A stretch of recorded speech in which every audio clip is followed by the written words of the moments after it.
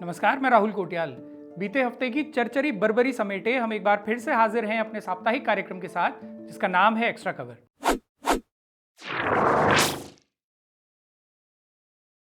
बीते दिनों उत्तराखंड में बढ़ते अपराधों से जुड़ी एक बेहद चिंताजनक रिपोर्ट सामने आई। एनसीआरबी यानी नेशनल क्राइम रिकॉर्ड्स ब्यूरो की रिपोर्ट में ये बात सामने आई कि साल 2023-24 में उत्तराखंड से 1209 बच्चे लापता हुए, यानी हर दिन औसतन 3 बच्चे गायब हुए। 18 साल से कम उम्र के इन लापता हुए बच्चों में 408 लड़के थे, जबकि 802 लड़कियां। इनमें से सिर्फ 276 बच्चों को ही वापस खोजा जा सकता, जबकि 933 बच्चे अब तक भी लापता हैं। यह आंकड़ा भयावह है और प्रदेश की कानून व्यवस्था पर भी गंभीर सवाल खड़े करता है। किसी भी हिमालयी राज्य की तुलना में यह आंकड़ा कहीं ज्यादा बड़ा है। हिमाचल से इसी दौरान 504 बच्चे लापता हुए, जिनमें से 81 को वापस खोजा गया। त्रिपुरा में 268 बच्चे लापता हुए और 37 को वापस खोजा गया। मणिपुर में 89 बच्चे लापता हुए, जिनमें से 24 को वापस खोजा जा सका। और इसी तरह अन्य हिमालयी राज्यों में भी लापता बच्चों की संख्या 1 या 2 अंकों से अधिक नहीं है, लेकिन उत्तराखंड में यही संख्या 4 अंकों की है और यहाँ से औसतन 3 बच्चे हर रोज लापता हुए हैं और हो रहे हैं। उत्तराखंड जैसे छोटे से राज्य के लिए ये बेहद डराने वाले आंकड़े हैं, लेकिन इसके बावजूद इस मुद्दे पर चर्चा ना के बराबर है। और सिर्फ इसी मुद्दे पर नहीं, ऐसे हर मुद्दे पर चर्चा ना के बराबर हो पाती है जो उत्तराखंड के सबसे अहम मुद्दे होते हैं, जिनसे यहाँ की जनता आए दिन रूबरू होती है और जिन मुद्दों के चलते जनता को सिर्फ हताश ही होना पड़ता है। इसी हफ्ते एक ये तस्वीर भी सामने आई जो प्रदेश की स्वास्थ्य व्यवस्थाओं की पोल खोल कर रख देती है। मोबाइल की रोशनी में मरीजों का इलाज करते हुए डॉक्टर की ये तस्वीर पौड़ी के जिला अस्पताल की है। सोचिए, ये स्थिति जिला अस्पताल की है। दूर दराज के इलाकों में स्थिति कितनी खराब है ये भी किसी से छिपा नहीं है, लेकिन शिक्षा से लेकर स्वास्थ्य तक बांझा पड़ने वाली नौबत आ जाने के बाद भी इन मुद्दों पर चर्चा क्यों नहीं होती और क्यों ये जरूरी सवाल पूरी तरह से गायब हो जाते हैं। आज के एक्स्ट्रा कवर में इसे विस्तार से समझते हैं। इसे समझने की शुरुआत आप इस सूची को देखने से कीजिए, ताकि आप विस्तार से जान पाएं कि अपने सीएम साहब को धाकड़ दिखाने के लिए जनता के कितने रुपए घाम लगाए जा रहे हैं। सबसे पहले उन नामों को देखिए जिन्हें धाकड़ छवि गढ़ने के लिए पिछले 1 साल में ही 1-1 करोड़ रुपए से ज्यादा बांटे गए हैं। इस सूची में वो टीवी चैनल शामिल हैं जिन्हें वित्तीय वर्ष 2024-25 में 1 करोड़ से ज्यादा की रकम उत्तराखंड सरकार ने बांटी है। इसमें हैं India voice 1,70,00,000, Jantantra TV 2 crore 4 lakh, VIP news 2 crore 22 lakh, Aryan TV 1 crore 38 lakh, Sanket TV today network 1 crore 12 lakh, Swaraj express 1 crore 2 lakh, time TV production 1 crore 82 lakh, Raftaar media Uttarakhand 1 crore 88 lakh, India news 1 crore 50 lakh, Har Khabar 1 crore 39 lakh, MKN 1 crore 84 हज़ार, TV 100 1 crore 36 lakh,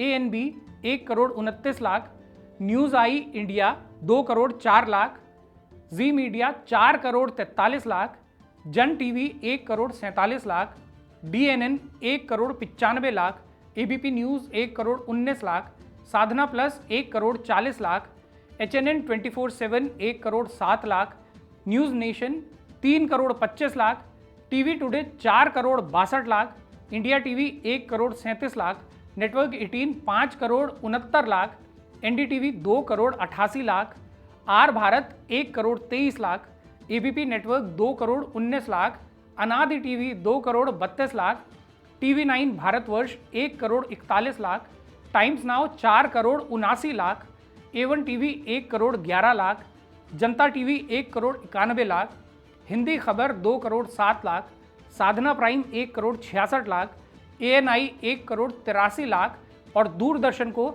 racks news के माध्यम से 21 करोड़ 43 लाख। याद रखिएगा, ये सूची सिर्फ पिछले एक ही वित्तीय वर्ष की है और अभी इसमें वो टीवी चैनल तो शामिल ही नहीं हैं जिन्हें 60, 70, 80 या 90 लाख रुपए एक साल में दिए गए हैं, जबकि उनका उत्तराखंड से भी कोई सीधा संबंध नहीं है।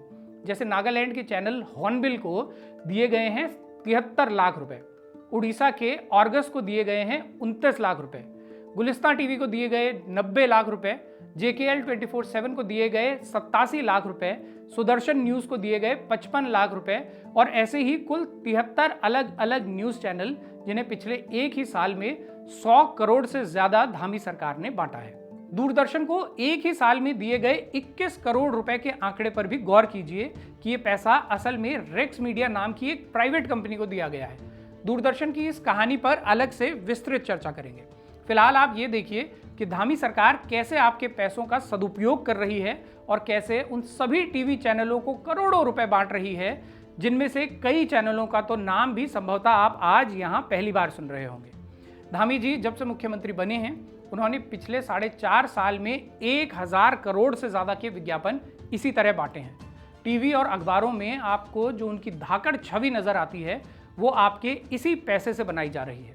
प्रतिदिन का हिसाब आप लगाएंगे तो पाएंगे कि आपके पैसों से हर रोज औसतन 55 लाख रुपए सिर्फ विज्ञापनों पर धामी जी खर्च कर रहे हैं। पिछले हफ्ते न्यूज लॉन्ड्री में प्रकाशित हुई बसंत कुमार की रिपोर्ट में जब इनमें से कई आंकड़े सार्वजनिक किए गए तो ऐसा बबराट मुख्यमंत्री धामी जी को भी नहीं हुआ जैसा बबराट कई कथित पत्रकारों को तब से मचा हुआ है। उन्हें यह तो चाहिए कि वो सरकार से विज्ञापनों के नाम पर लाखों करोड़ों रुपए लेते रहें, लेकिन ये बात सार्वजनिक हो जाए तो उन्हें आपत्ति होती है। कुछ लोग ऐसे भी सामने आए हैं जिन्हें लगता है कि 5 साल में 1000 करोड़ रुपए के विज्ञापन उत्तराखंड जैसे राज्य में अगर बंट भी गए तो इसमें कोई बड़ी बात नहीं है। अब इसका फैसला आप लोग खुद कीजिए कि 1000 करोड़ कितनी बड़ी रकम होती है और चैनलों, अखबारों, पत्रिकाओं को बांटी जा रही ये रकम क्या आपको जस्टिफाइड लगती है। इसका मूल्यांकन करते हुए ये भी देखिएगा कि जिन लोगों को ये रकम बांटी गई है, क्या उन्हें आप ईमानदारी से पत्रकार कह भी सकते हैं, और क्या आपको ये विश्वास है कि विज्ञापन के इतने रुपए घुलने के बाद भी ये मीडिया घराने पत्रकारिता कर रहे हों, ये फिर अपनी रीढ़ गिरवी रख देने के बदले उन्हें ये विज्ञापन सौगात के रूप में मिल रहे हों, जिसके बदले वो धामी जी के स्तुति गान बनाने और छापने में ही खपे जा रहे हैं। बहरहाल इस कहानी में आगे बढ़ने से पहले आप एक बार ये स्वीकारोक्ति वाला वीडियो जरूर देखिए। ये क्योंकि आप है ना बड़े आसानी से टीवी के जर्नलिस्ट को पेंट कर दे रहे हैं कि ये गोदी मीडिया है। हम मजबूरी में गोदी मीडिया है, हम खुश होकर गोदी मीडिया नहीं है। हमको कोई मजा नहीं आ रहा है कि हम प्राइवेट चैनल में काम करके गोदी मीडिया खिला रहे हैं। गोदी मीडिया तो दूरदर्शन और आकाशवाणी इसीलिए बने थे ना कि वो सरकार के भूपू बनेंगे, सरकार का प्रचार प्रसार करेंगे। पर हम लोगों को मजबूरी में ये काम करना पड़ रहा है। क्यों? क्योंकि हमको विज्ञापन जो मिलता है वो मैक्सिमम सरकारों से मिलता है। अगर मैं आज की बताऊं आपको जी, सीन उल्टा कर दीजिए, कांग्रेस की सरकार कर दीजिए, नरेंद्र मोदी जी की भारत जोड़ो यात्रा कर दीजिए, तब भी नहीं दिखाई जाएगी। तब कांग्रेस मना करेगी, तब कांग्रेस कहेगी कि हमारी दिखाओ।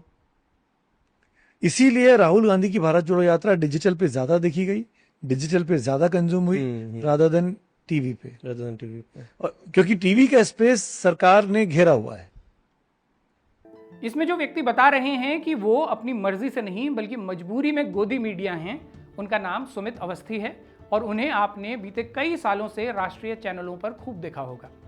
धामी सरकार उत्तराखंड में जो कर रही है वो कुछ अलग और नया भी नहीं है।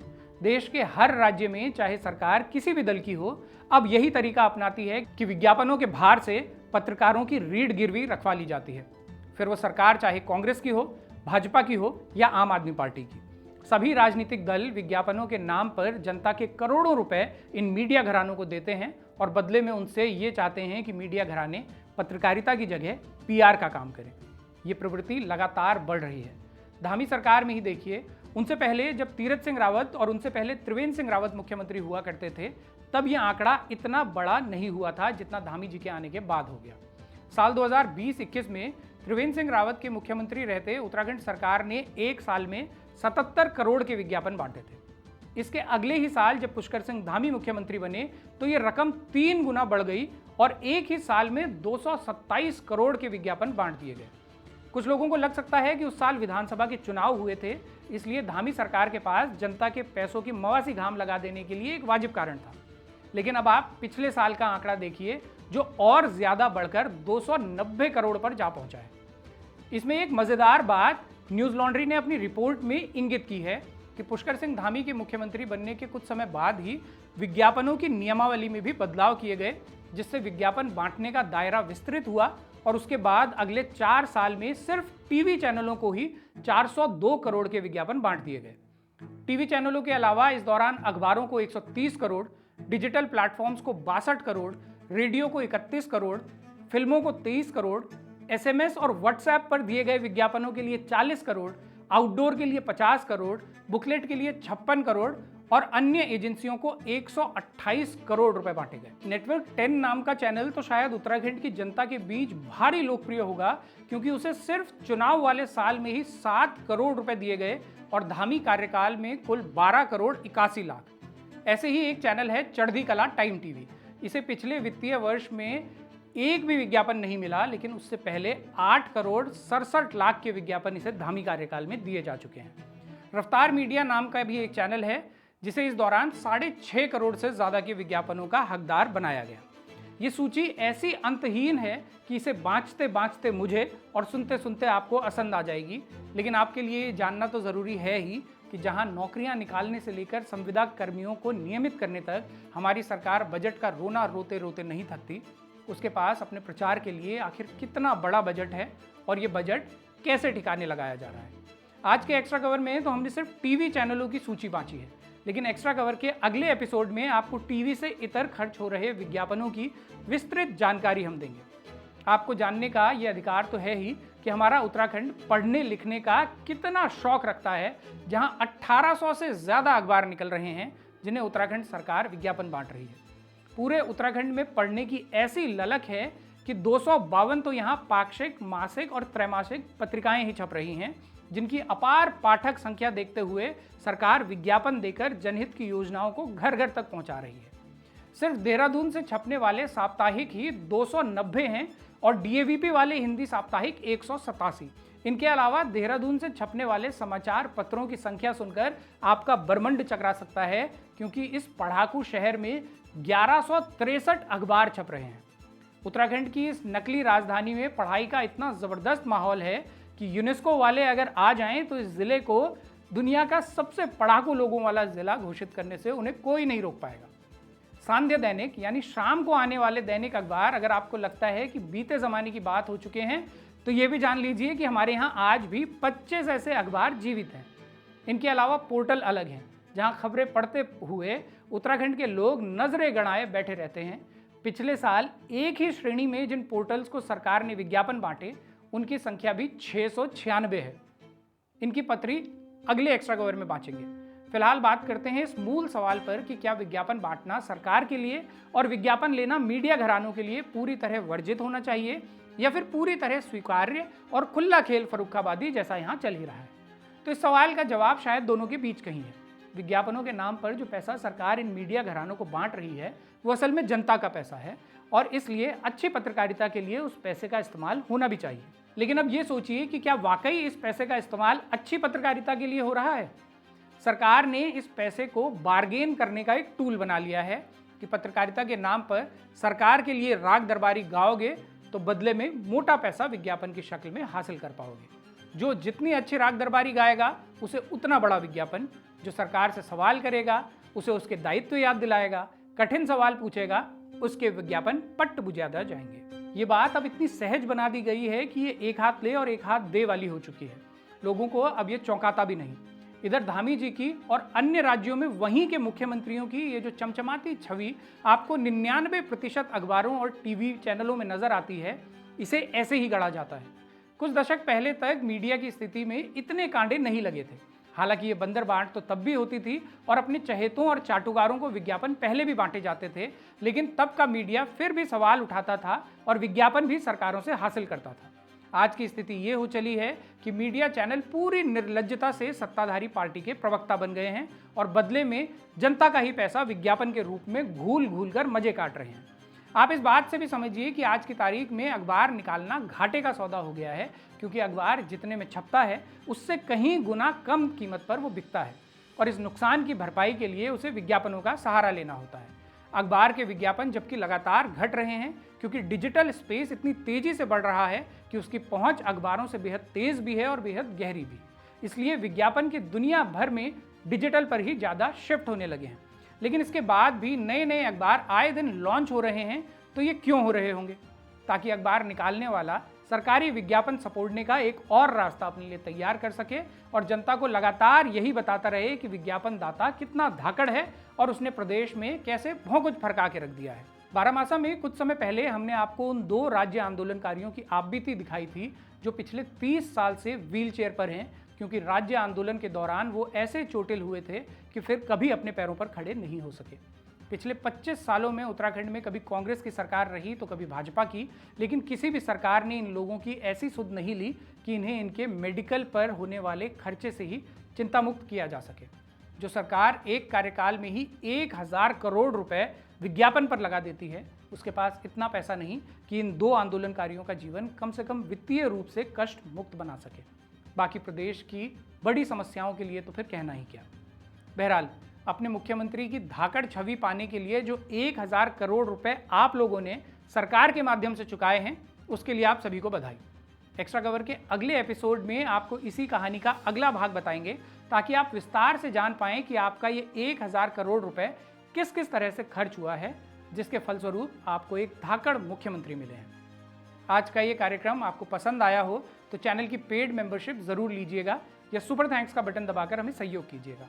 आपके सीधे समर्थन से जो मीडिया की आवाज़ें खड़ी होंगी, वो किसी भी सरकार के लिए नहीं बल्कि आपके पक्ष में बुलंद होंगी। इसलिए बारामासा से इतर भी आपको जो भी संस्थान अपनी आवाज़ को मजबूत करते हुए नजर आते हैं, उन्हें समर्थन ज़रूर दीजिए, वरना पत्रकारिता की आड़ में आप यही सुनने को अभिशप्त रहेंगे कि साहब थकते क्यों नहीं हैं, आम काट के खाते हैं या चूस के, और बटुआ क्यों नहीं रखते। तो ये था इस हफ्ते का एक्स्ट्रा कवर। अपने सुझाव, प्रतिक्रिया या एक्स्ट्रा कवर से निकलती कोई खबर अगर आप हम तक पहुंचाना चाहते हैं तो इस मेल आईडी पर लिख भेजिए। अगले हफ्ते फिर से होगी मुलाकात। तब तक के लिए सिमनिया, प्रहलाद, नमस्कार।